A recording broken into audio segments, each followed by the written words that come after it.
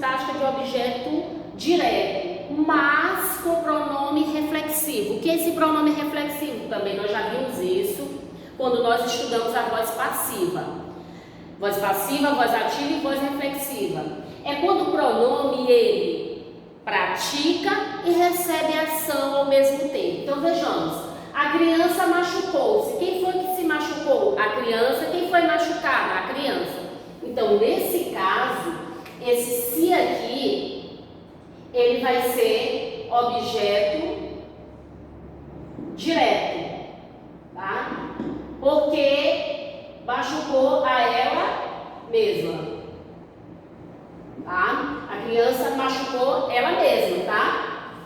Nem teria aqui criança machucou quem? Ela mesma. Então aqui ele tem a função de objeto direto, mas lembrando que esse pronome aqui é um pronome reflexivo. Caroline se maquiava. Caroline maquiava quem? Ela mesma. Então esse se aqui também terá a função de um objeto direto, porque ela maquiava ela mesma, tá? Isso nós já estudamos lá no pronome reflexivo, tá? Na voz passiva reflexiva, na voz reflexiva. É quando ele pratica e recebe ação ao mesmo tempo, ok? Então tem aí a função de objeto direto. E por que, gente, que tem essa função de objeto direto? É porque machucou quem? Ela mesma. Então machucou é um VDD. Maquiava quem? Ela mesma. Então aqui eu tenho VDD, tá? Quando eu tenho um verbo transitivo direto, eu tenho aqui a questão do objeto direto. Professor, qual seria a diferença em relação àquela voz passiva que a senhora falou, a partícula passivadora? É porque lá a partícula passivadora não está praticando ação nela mesma. Aqui eu tenho um pronome reflexivo, tá? Essa é a diferença. Lá o pronome ele não é reflexivo, é só o pronome mesmo, tá? E aqui o se está dizendo que ela maquiava ela mesma, não é o caso lá da partícula passivadora, tá? É só vocês voltarem lá e rever direitinho, que vocês vão observar que ele não está praticando ação com ele mesmo. Ok. Só lembrando, lá tinha assim, alugam-se apartamentos. Não é o apartamento que está praticando ação com ele mesmo. Diferente daqui da criança que se machucou e diferente de Caroline que se maquiou, certo? Beleza? Objeto indireto. Agora, quando ele estiver junto a um verbo transitivo indireto ou um verbo transitivo direto e indireto ao mesmo tempo. Lembrando, transitivo direto e indireto ao mesmo tempo, que é o verbo bitransitivo, tá? Olha só, Maria se obrigou a uma difícil tarefa. Maria fez o quê? Ela se obrigou a quê? A uma difícil tarefa, né? Ela obrigou a si próprio. Ela obrigou ela mesma, tá? Maria obrigou a si mesma a uma difícil tarefa. Então aqui, gente, eu estou diante de um verbo que ele também funciona como verbo transitivo direto e indireto, tá? E esse se aqui, ele terá a função de objeto indireto. Porque olha só, Maria obrigou a uma difícil tarefa, mas quem foi que ela obrigou? A si mesma, né? A si mesma, mas nesse momento eu coloquei esse azinho. E quando eu pergunto ao verbo de uma forma que eu tenho uma preposição, aquele verbo passa a ser transitivo indireto. Certo, gente? Olha um outro exemplo aqui, para ficar mais claro. Ela se dá. Ela se dá o quê? Ares de inocência. Aqui é como se fosse um VDD. Mas dá a quem? A ela mesma. Então esse se aqui, ó, terá a função de objeto indireto, enquanto isso aqui é de objeto direto. Logo eu tenho o verbo transitivo direto e indireto ao mesmo tempo, tá? Sendo que esse se será o objeto indireto. A mesma coisa aqui, tá? Obrigou a uma difícil tarefa. A quem? A si mesma. No caso, a Maria. E no então ele funciona como objeto indireto, tá? Aí nesse momento eu tenho que saber se o verbo é transitivo direto ou indireto. Aí eu vou ter que entender que quando o verbo é transitivo direto e indireto ao mesmo tempo é porque ele tem dois complementos, um objeto direto e um objeto indireto, tá? Só para lembrar isso daí, faça uma revisão nessa questão do verbo transitivo direto e indireto ao mesmo tempo. Belezinha? Certo. Continuando, nós já vimos aí que esse pronome ele pode ser partícula passivadora, ele pode ser índice de determinação do sujeito, ele pode ser objeto direto e ele pode ser objeto indireto. Agora nós vamos ver esse mesmo pronomezinho, essa partícula em si, sendo uma partícula expletiva de realce. O que é isso? Ela foi colocada só para realçar. Isso implica dizer que tanto faz ela estar na frase como não, ela não vai fazer diferença. Vejamos. Logo que acordou, foi-se embora. Não há necessidade de ter esse se. Eu posso dizer logo que acordou, foi embora. Mudou alguma coisa? Não. Não mudou o sentido da frase. Então esse se, ele está como se fosse a mais na frase. Então por isso que ele é uma partícula expletiva ou de realce, porque ela pode ser retirada facilmente sem ter qualquer prejuízo para a frase, certo?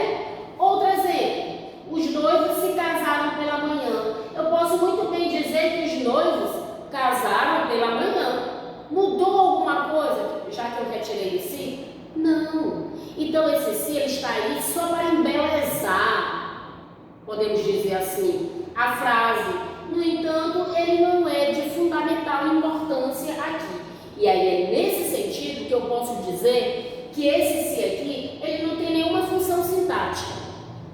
Nesses casos, quando ele é somente para realçar. Então eu digo que é simplesmente uma partícula expletiva ou de realce, porque não tem função sintática. Belezinha? Vamos lá. E aqui, continuando, nós temos esse se que vai ser sujeito quando o verbo estiver no infinitivo. Lembrando, gente, que é um verbo no infinitivo, é aquele verbo que termina em AR, ER e IR. Quando ele terminar assim, eu digo que ele está no infinitivo. Beleza? Certo. Sujeito do verbo no infinitivo. O homem fez-se guiar. Olha só, eu tenho o verbo bem aqui no infinitivo. Então, ele funciona como sujeito desse verbo no infinitivo. Lindo isso, não? Vamos ver. A professora deixou-se ficar ali mesmo. Observe que esse se bem aqui está se referindo a esse verbo que também está no infinitivo. Quando isso acontecer, ele terá a função de um sujeito. E lembrem-se, geralmente, quando isso acontece, eu tenho aqui uma espécie de locução verbal, tá? Uma espécie de locução verbal, onde eu tenho dois verbos, sendo que o segundo verbo estará no infinitivo. Então, esse se ele fica no meio dos dois. Quando isso ocorrer, o segundo verbo estiver no infinitivo, com certeza ele terá a função de sujeito daquela oração. Tá certo, gente? Muito bem. E aqui nós temos um caso desse se, quando ele é simplesmente integrante de um verbo pronominal. O que é isso? É quando eu tenho aqueles verbos que já vêm com esse se junto. Tornar-se, queixar-se, enganar-se, tá? E geralmente, quando o verbo ele é assim pronominal, se diz assim pronominal, ele sempre expressa aí um sentimento, uma situação assim de sentimento, tá? Aí, esse se, ele faz parte do próprio verbo. Vejamos um exemplo. Meu pai arrependeu-se, tá? Tá falando aí de um sentimento, de arrependimento. Então, simplesmente acompanhando esse verbo. Ele aqui ele é entendido como um elemento integrante. Qual é a função dele? Elemento integrante do verbo arrependeu, tá? Do verbo arrepender, arrepender-se, tá? A cura do Covid tornou-se uma vitória. Olha só, esse se aqui, ele está acompanhando esse tornou, do verbo tornar-se. Então aqui ele simplesmente tem somente a função de elemento integrante do verbo tornar, tá? Lembrando que esse verbo arrepender, ele existe sozinho sem esse si, e o verbo tornar também existe sozinho sem esse si. Mas nessas frases, esse si é fundamental, porque veja só, meu pai arrependeu. Aí há uma necessidade, arrependeu, é como se tivesse ficado incompleto a frase. Mas quando eu digo meu pai arrependeu-se, eu sei que eu estou falando do meu pai, que foi ele que se arrependeu. A cura do Covid tornou-se uma vitória. Se eu digo a cura do Covid tornou uma vitória, pode até ser entendido. Mas quando eu digo tornou-se, esse si, ele faz parte do tornar. É como se fosse uma ênfase maior para aquele verbo, tá? E geralmente esses verbos eles exprimem algum sentimento de queixar-se, enganar-se, arrepender-se, tá? O tornou aqui, eu fugi um pouco da regra, só para que vocês entendessem que esse verbo tornar, ele faz parte, ele pode tornar-se, esse se ele pode fazer parte daquele verbo. Mas vejam só, o tornar-se também é uma situação de sentimento, de que se tornou alguma coisa, tá? Claro que nós estamos falando do Covid, que o Covid não é uma pessoa, e sim um vírus aí, enfim. Mas é isso. Então, quando eu digo que um verbo é pronominal, é justamente quando a partícula si, ela vem junto com esse verbo, e ela não pode se desligar desse verbo. Tudo bem, galerinha? Então, relembrando, vimos aí a partícula si como substantivo, que tem todas as funções sintáticas de um substantivo.